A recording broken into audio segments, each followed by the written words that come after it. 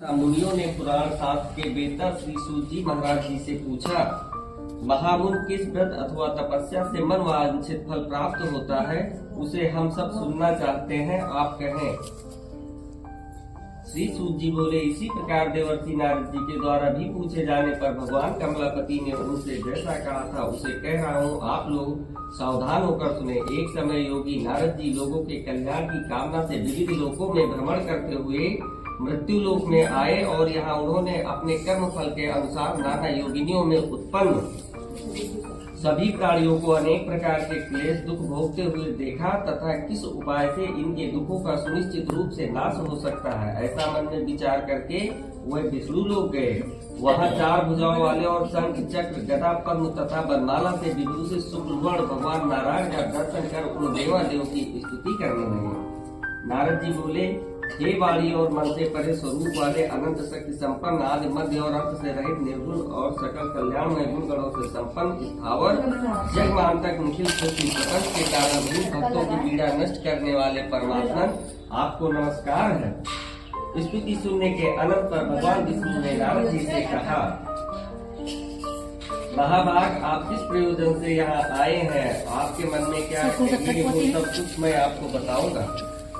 नारद जी बोले, मृत्यु लोक में अपने पाप कर्मों द्वारा विभिन्न योगिनियों में उत्पन्न सभी लोग बहुत प्रकार के क्लेशों से दुखी हो रहे हैं। हे नाथ, किस लघु उपाय से उनके कष्टों का निवारण हो सकेगा? यदि आपकी मेरे ऊपर कृपा हो तो वो सब मैं सुनना चाहता हूँ, आप बताएं। भगवान ने कहा, हे वत्स, संसार के ऊपर अनुग्रह करने की इच्छा से आपने बहुत अच्छी उत्तम बात पूछी है। जिस व्रत के करने से प्राणी मोह से मुक्त हो जाता है उसे आपको बताता हूँ। हे वत्स, स्वर्ग और मृत्यु लोक में दुर्लभ भगवान सत्यनारायण का एक महान पुण्यप्रद व्रत है। आपके स्नेह के कारण इस समय मैं उसे कह रहा हूँ। अच्छी प्रकार विधि विधान से भगवान सत्यनारायण का व्रत करके मनुष्य शीघ्र ही सुख प्राप्त करके परलोक में मोक्ष प्राप्त कर सकता है। भगवान की ऐसी बाणी सुनकर नारद मुनि ने कहा, प्रभु, इस व्रत को करने का फल क्या है, इसका विधान क्या है, इस व्रत को किसने किया और कब इसे करना चाहिए, ये सब विस्तार पूर्वक बतलाइए। भगवान ने कहा, यह सत्यनारायण व्रत दुख शोक आदि का शमन करने वाला, धन धान्य की वृद्धि करने वाला, सौभाग्य और संतान देने वाला तथा सर्वत्र विजय प्रदान करने वाला है।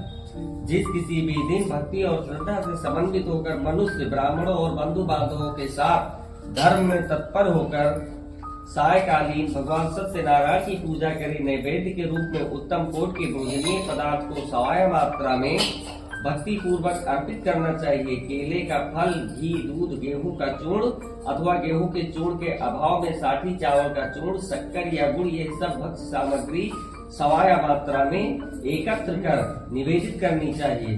बंधु बांधवों के साथ श्री सत्यनारायण भगवान की कथा सुनकर ब्राह्मणों को दक्षिणा देनी चाहिए। तदनंतर बंधु बांधवों के साथ ब्राह्मणों को भोजन कराना चाहिए। भक्ति पूर्वक प्रसाद ग्रहण करके नृत्य गीत आदि का आयोजन करना चाहिए।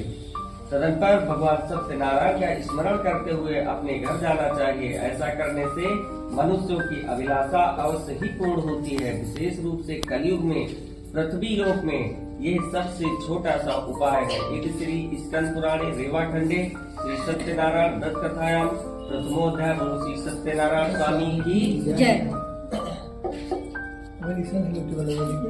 लौटिया